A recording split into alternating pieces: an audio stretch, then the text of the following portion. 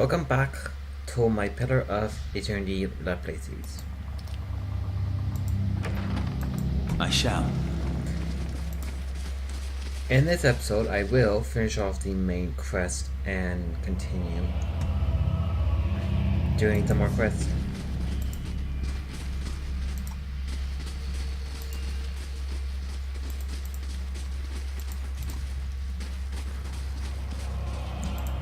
Now the fun begins of finding the patient behind which door.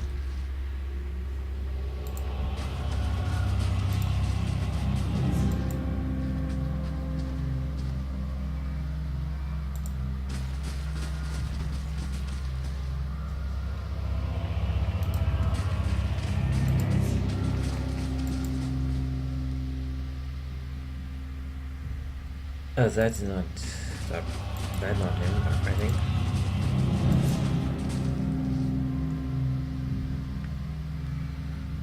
Does man have the look in his eye of a hunted animal, and at your approach, he staggers backwards to the far corner of his cell, halfway appearing as though he would climb the wall if it would get him further away. He cries out a bizarre primal utterance like nothing you have heard. I need to ask you some questions. Graham looked at you blankly. It's unclear whether he understands you or not, but his panic have momentarily subsided. He opened his mouth to speak, but the words that come out are half-formed as though his tongue were cut up. They are impossible for you to discern, if indeed they were words at all. His mind have been broken, Watcher. Some trauma, some cruelty is at work.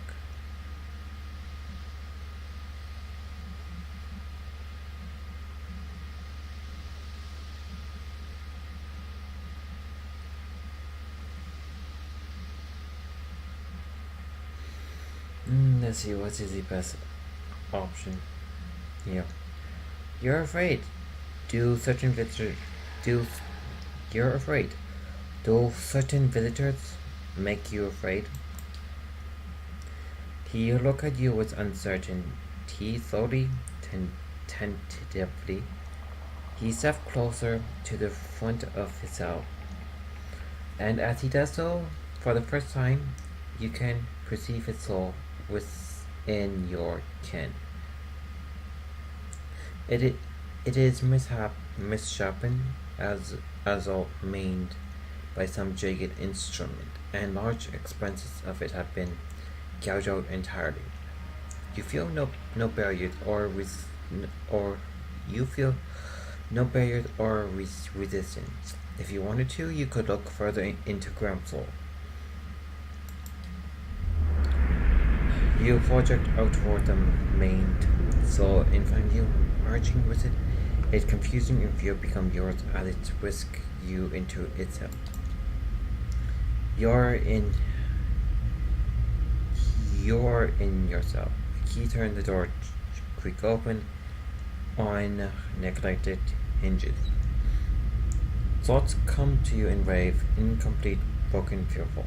Standing at the door is a rounded, balding man. His upper teeth and pointy nose remind you of a rat. He beckons, apologetic. You don't want to go. In your mind is a single word, and the word is no, but it dissolves before it reaches your lip. You press gently back. While concerned, you cry out. In darkness, you fight against unseen restraints. You cannot move your major arms or leg. The arms walk into rooms carrying a lit candle. Its meager frame casting long shadows across books and machinery strapped behind your arms and legs. Cold metal circumscribed the crown of your head and the breadth of your chest. The man is art. He is indeed of all material. They dismantle his work and he need another source. He need to show them he was right. Thank you. You turn the knob and you feel yourself begin to crack from within and you feel pieces of your torn away. Like having insides chewed by hordes of rats and you are screaming, a scream which you barely hear. Continue searching. Another night, a heavy footstep outside the door coming for you. You look through the slit in the door. The flesh giant, artificial being just outside, but facing left, facing the end of the hall. The boy there. The boy looks with interest at the giant. Then collapsed to the floor like a shed snake skin. The giant convulsed for a moment, then righted itself, turn away and leave. Graham looked at you, still wide-eyed, but somehow more present. He nodded at you, then walked back to the end of his cell.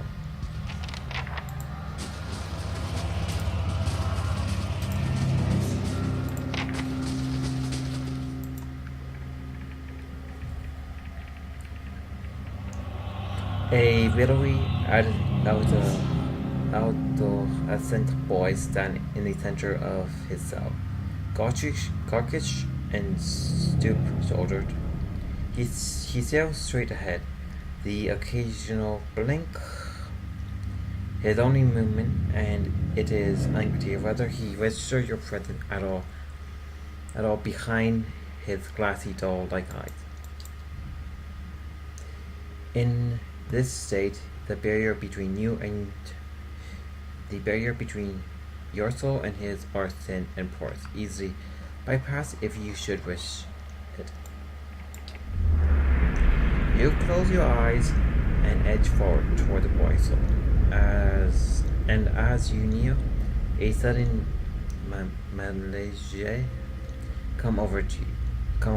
You are cold and warm all at once, sweating and shivering, and straining for breath, as you did on the caravan journey. The soul you approach is the wrong one, a parasitic plant that strangles its host. It is predatory and pitiless, and you have crossed paths with it before. Too late. Does it occur to you to retract, and already you feel yourself plunging into some interminable abyss of thought and memory. You are standing in a cell now, the same cell in the sanatorium. The halls are moonlit and empty, and you are waiting. At the far end of the ward, the door opened, revealing a flesh golem in a silhouette beneath the stone archway. It makes the usual round, the same stop every time the misbegotten child of despondent creators. When the construct is close, you coil yourself up and spring forward, passing out of the boy body as though if it were a membrane. You can sense his body behind you collapse to the floor, a puppet whose strings are cut. You are rushing toward the golem now, bodyless as a gust of wind. Quickly, you think to yourself. Quickly, and you feel the strings hammering from your soul. As you dart toward the makeshift abomination, you pass into the golem shell and overtake the soul implanted within, encircling it, thus pressing it, and contained in this new vessel. You are strong again. You step heavily footed down the corridor, unheeded by the other constructs, and scrutinized by the very untrustworthy eye of the man, coming at last a office piled with books and scribbled paper, and the perverse implements of anarchy. You set your oversized hand a large machine, a massive globe in two, and coils, in the center of the room, and go to work, bending wires and unsettling alignments. Your surroundings are pulled past you, or perhaps you are pulled past them, and they dissolve into a blur. When they settle into place, you are outside on a clear day, standing in front of a crowd stacked up high above you on tiered seats of a amphitheater. You are acting for a crowd standing deliberate still, but this is no play. A balding man with a rodent-like feature is strapping you to a machine, the one you have tampered with. You see your arms for the first time, short and fleshy, unmistakably those of a little girl. But this body is not truly yours. Your mind still holds the same determination, the same hardiness as before. The body itself is cold and anxious, unlike the other. This one have no soul of its own. This is a lot of dialogue here. The man speaks and the crowd applauds with the enthusiasm worthy of a hero entrance.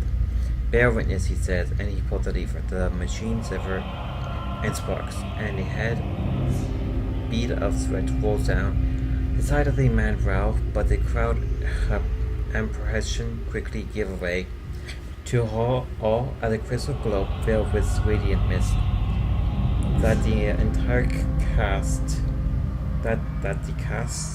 the entire theater globe. He opened a valve, and the glow flows through a tube along a length of copper wiring that runs to a set of electrodes beneath your armpits. You feel nothing when it reaches you, as it should be, for you have been leading his work astray periodically for some time, altering notes, setting and playing papillon for Hollowell. But you can make it look how people would expect it to look when a body is infused with a soul. In a moment, the machine goes dark. The man unstrapped you, eyeing you with a scientist's concern. He looks back up at the crowd. Behold, he says. But there is obvious hesitation in his voice. Slowly, you take a plodding step forward, then another and another. You look up at the man, giving him the eye contact of which no Hollowborn is capable, and the crowd gasped. The man looked relieved. How do you feel? He asked at a volume measure for the crowd. And this is the moment.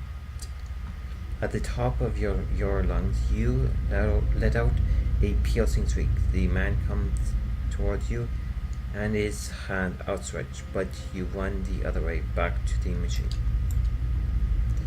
With all your strength, you drive your head into the crystal globe, and it shatters, streaking your head with warm blood.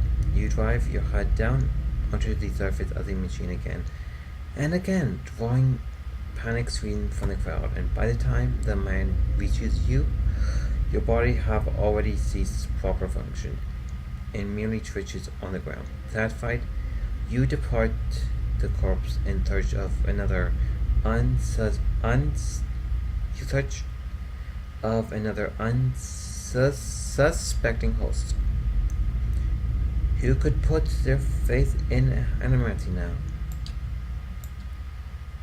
You are pulled again from your surrounding, transcending the boundaries of memories and lifetime, deeper and deeper past betrayals and murders and lies upon lies that form the thick webbing of plots beyond mortal comprehension. You settle at last on a room you have seen before, expensive with tall devices, encasing a Adva monolith at its center. The room is filled with people, and people of all look at the device. You are yanked suddenly back to reality, and once catatonic boy in the cell is looking direct to you, appraising, calculating. There is no mistake now that it is the soul of Sales Ik Arcanon, the man you've been searching for, the man you have been searching for. The gaze out from that borrowed husk. A watcher.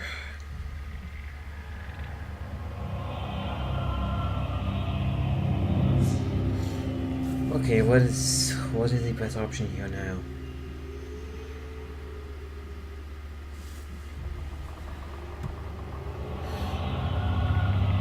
I believe we share a common past. I am looking for some answers. Is that so? He makes no effort to hide his disinterest, but he continues to search your eyes. He makes a slight grunting noise, and his eyes often, for an instant, for that moment, he recognized you. He opened his mouth to speak, then seemed to think better of what he was about to say. His jaw tightened. I know your look, your hunger for answer that elites you. It gnaws at your soul. It usurps your reason for being. You are like everyone. I will help you let go. He dodged backwards with starting grace, putting himself out of reach. On his face there is no malice, only the dispassion of a farmer putting down a sick animal. Then suddenly he slumped forward.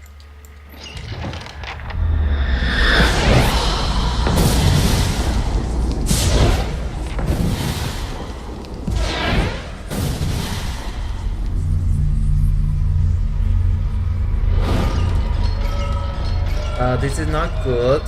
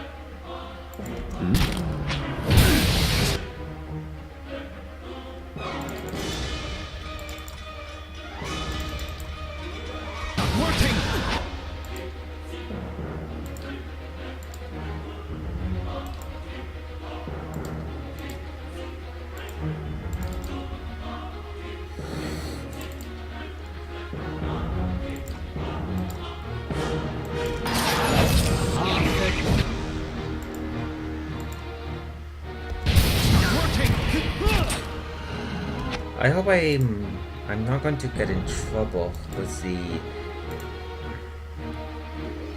authority here.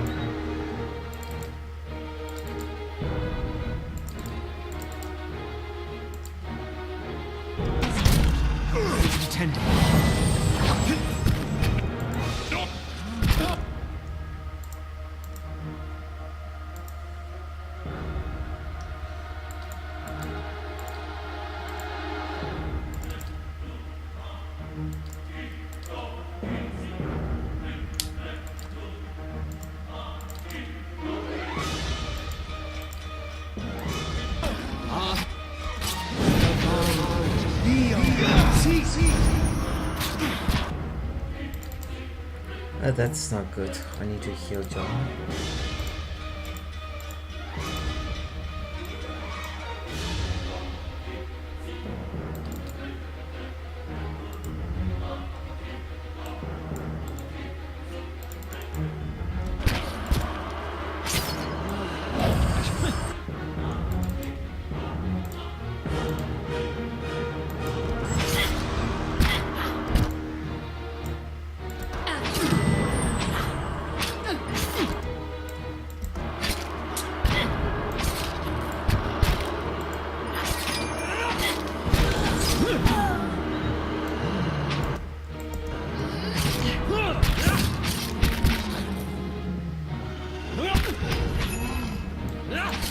These ones are in for a walloping!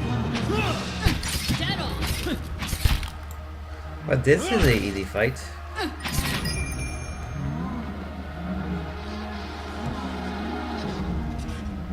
Sleep would do me good. I shall.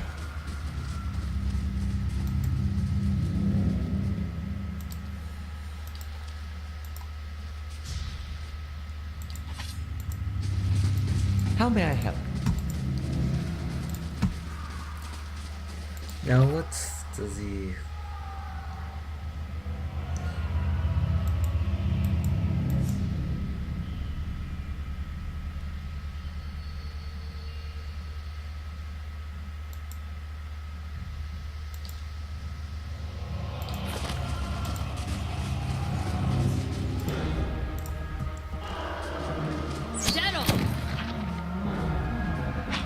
That is not good. These Command ones are are in for a attacking. walloping!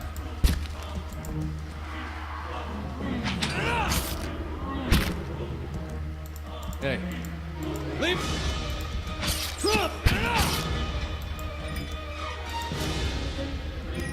I shall end. How may I? I shall deal with this. I should try to get to the first floor ASAP.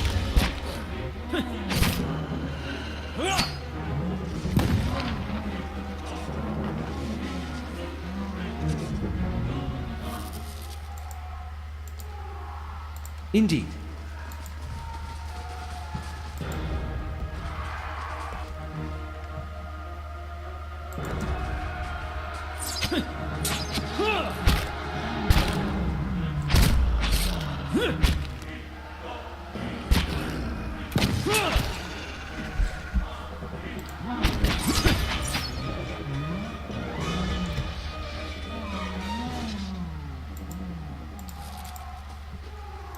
How may I help?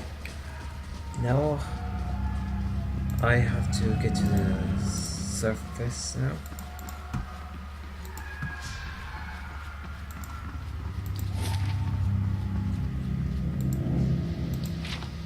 Wait, I should check this office here to see what is there. Hey.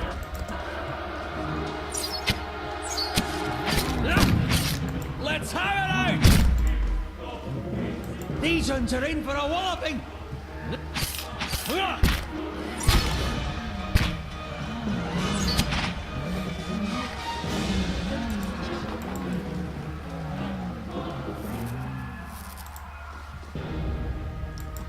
Another crash construct.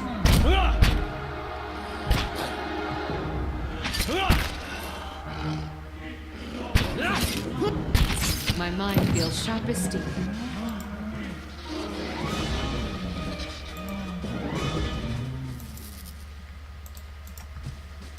Patient's dead.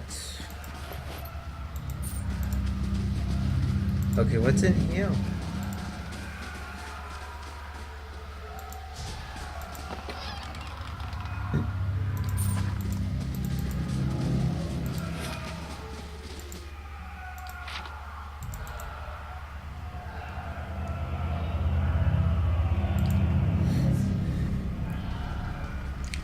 I hope everything is okay on the surface.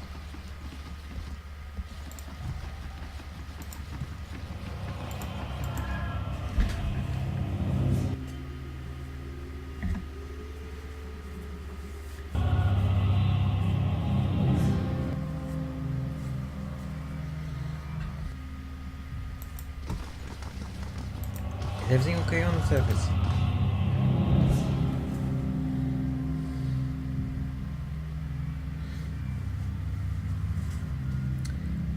What the place happened down there? You were given permission to ask questions.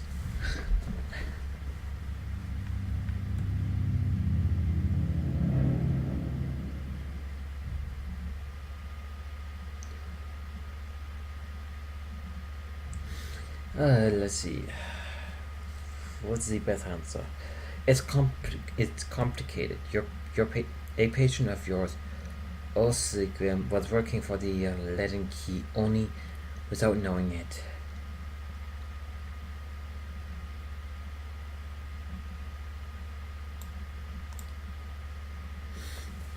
I have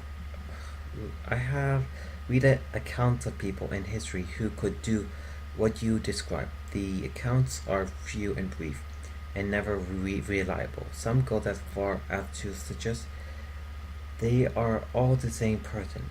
If truly such a person was here among us plotting our ruin, would that I had a body again, and could be of some real use. In our time of need, I fear what the future may hold for this place. I am grateful you were able to dispatch the threat. There was a loss of innocent life, very nearly another scandal on our hands. What of Adol? What part did his experiment play in this, Admiral?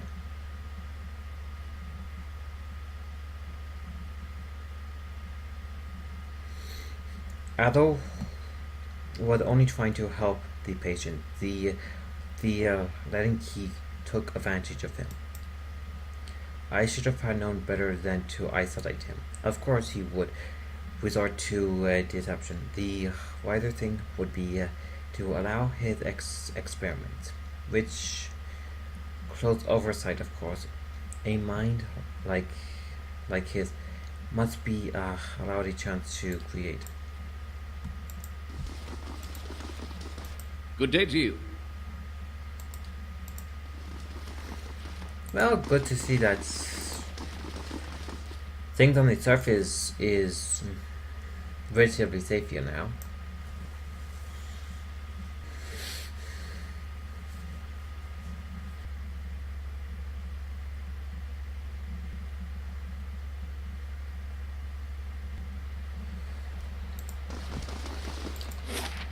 Let's go to the short build, rest up a bit.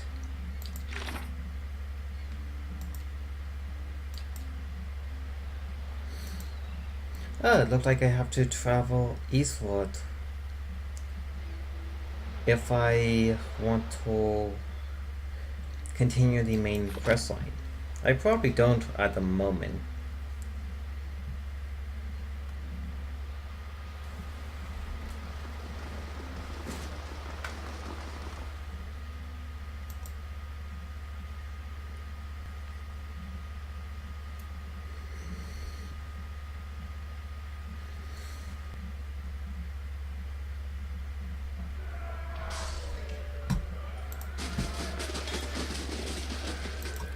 Let's talk to him and have. Welcome. I'm gonna talk to him and have a decent night's sleep.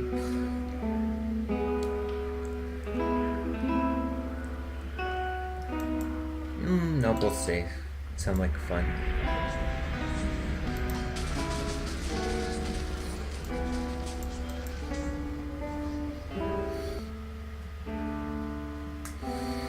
I stuck to the Lord in village. And how come what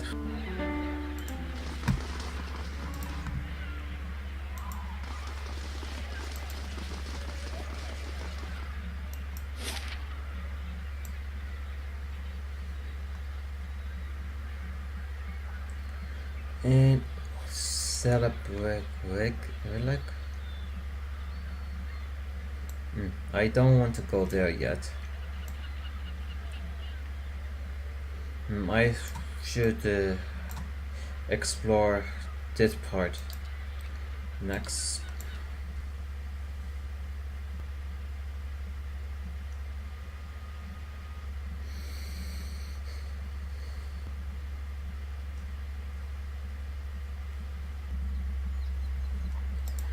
training ground finished good.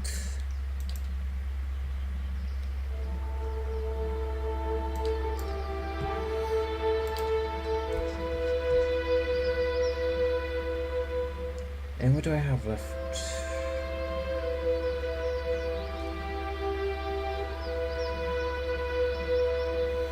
A hedge maze, why not?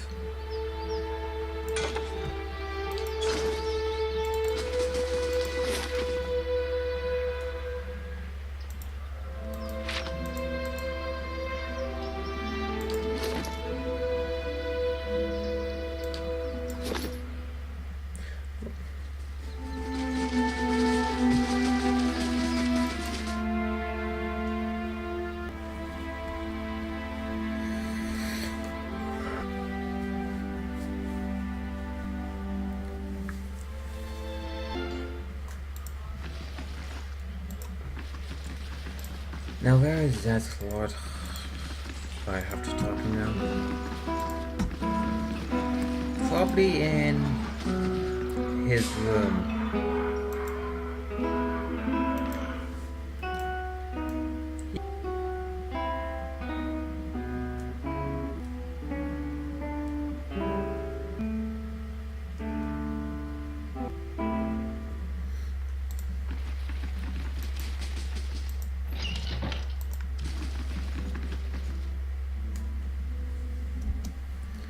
This is the Lord. What are you doing up here? Unless... Have you news of my daughter? I've got to get her out of this wretched village. I find Elise. My daughter? Is she safe?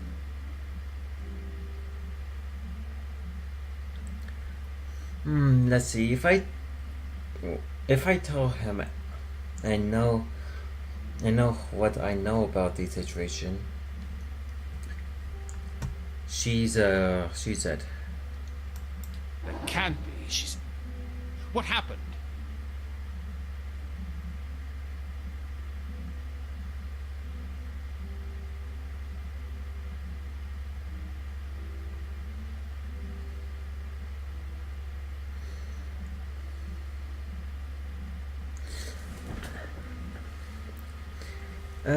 Let's see. What is the best answer here that I can say?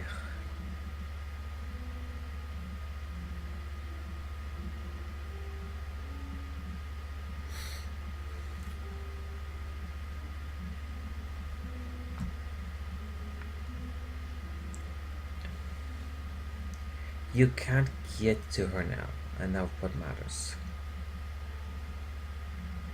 I don't know what you're referring to, but I've heard enough already. Take this, and let's put this unpleasantness behind us.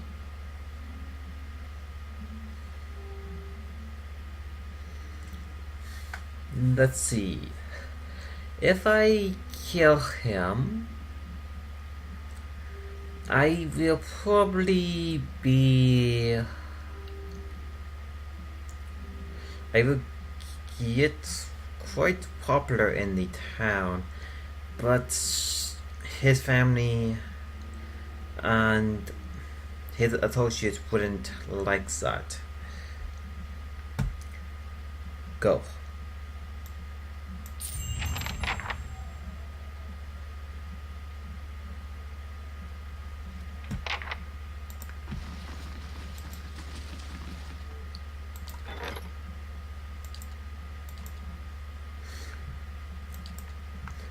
I can't send Kana for that.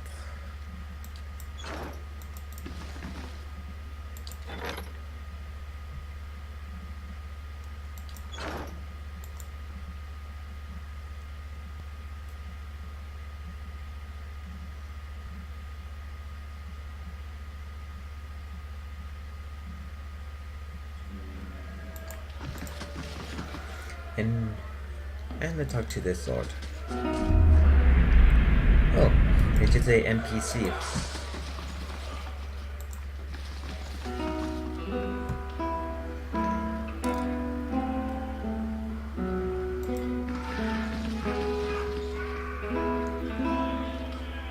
Let's see if I can find a way to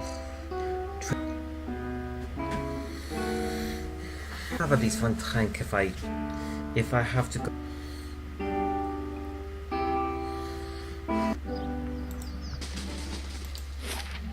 Hey, Al. You know, your friend. What is it about Isilmir? I'm right here, you know. No, you're both great. It's just, well, I feel like I don't get to spend as much time with her, and she's just so funny. I mean, some of the things she says are not nearly as funny when you've been hearing them for 50 years. Aye? Well, I also have been hearing that for 50 years.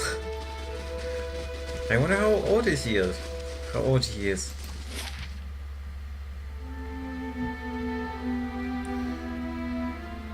How do I get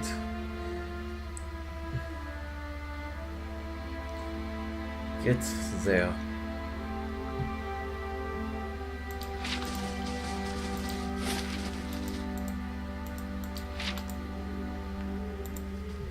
Let's see if this helps. No, it does not.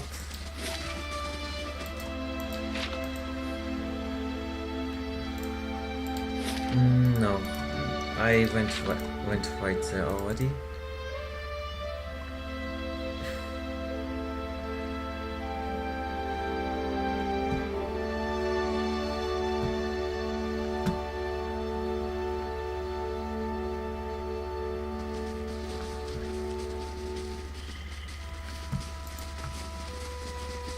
A band of people.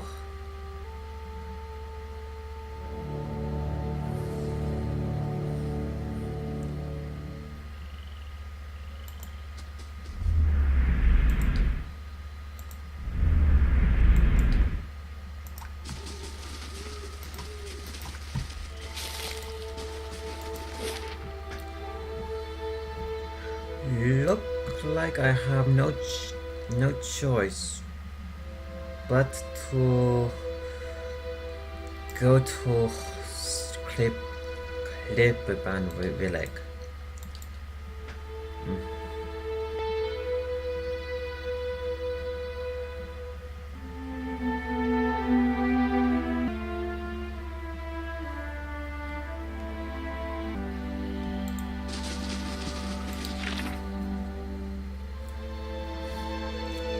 I still have Edder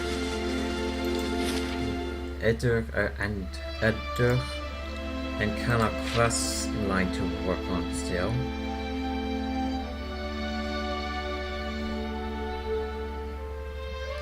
I think I'm done Durant's quest line for the most part.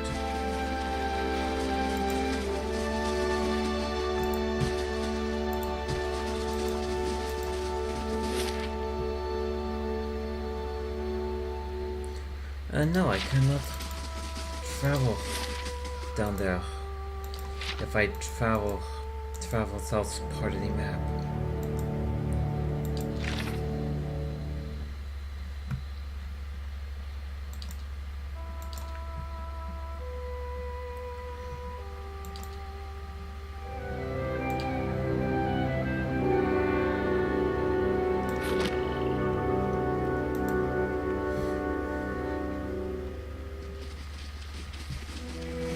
Better hurry up,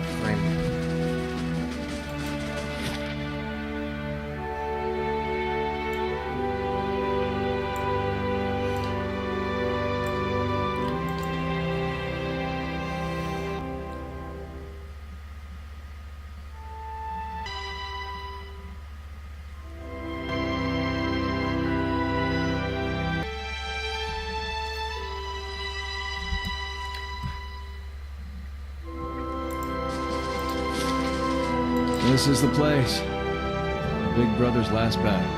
Oh, I had to come here anyways. Wish I could tell you what we're looking for. Anything from that battle, I guess.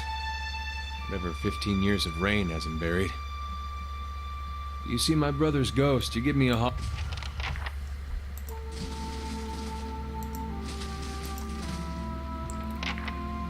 A man stands before you, his face smeared with green and ochre dye. Hides and furs cover his body, and he holds his spear in one hand. What brings you here?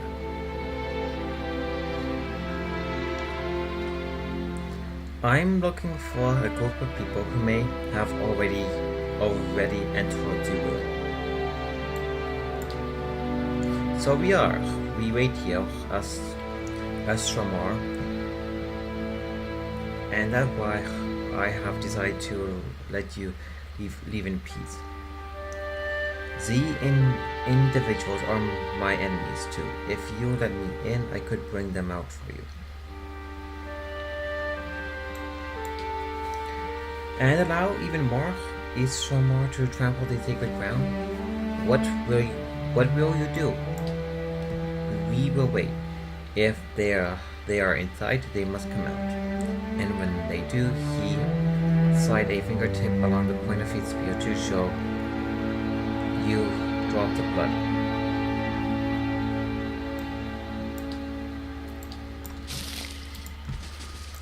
Not much here.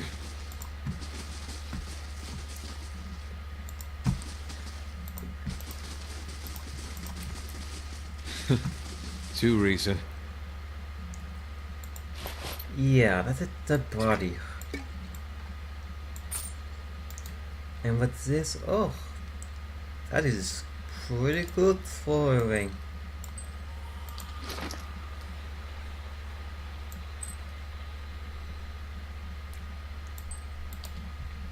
I can definitely make Living Mother into a bit of a tankish. How may I help?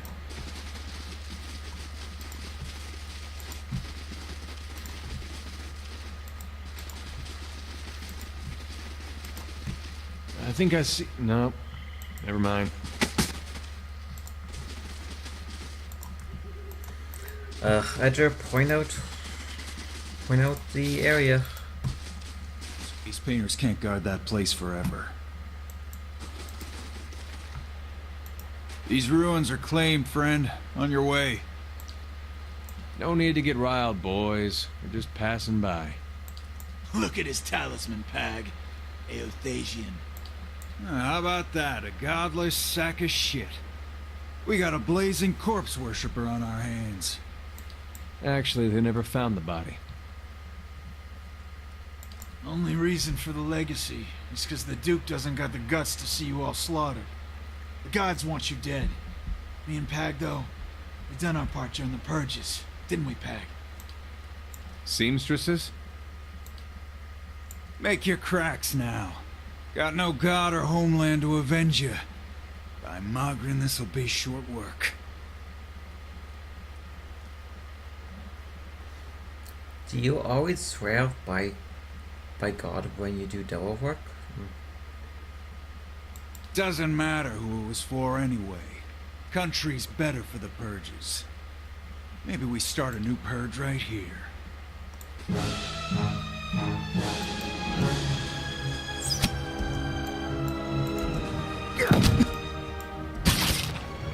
They're not going to last long.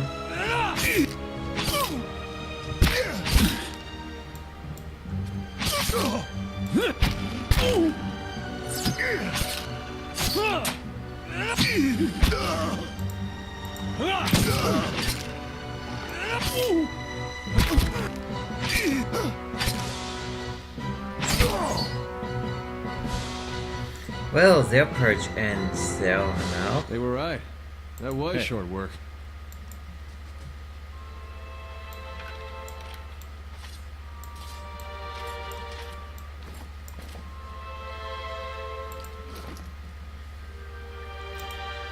Oh, that's a fine arquebus.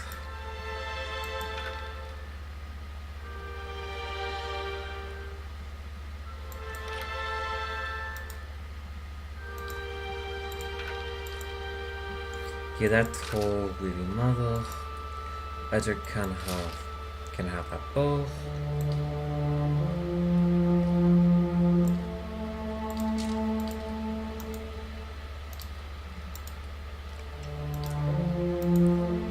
And then the saber. That's a fine saber. Exceptional breastplate.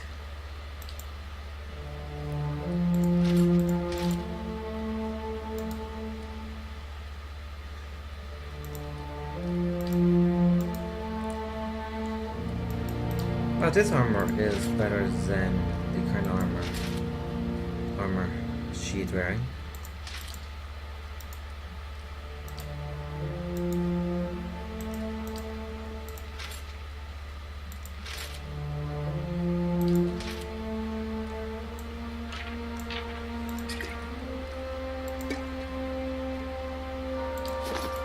Yes?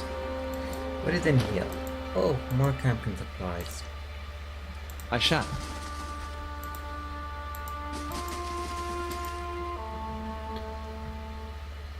A broken bridge lies before you. Most of it appears to have crumbled into the river centuries ago, leaving two jagged ledges on either side of the water. You see a yawning passage into the mountain on the other side. You might be able to jump across the gap.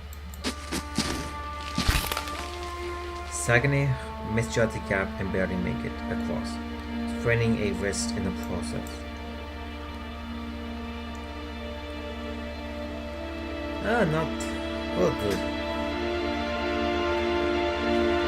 Good. This is a good point to end this episode.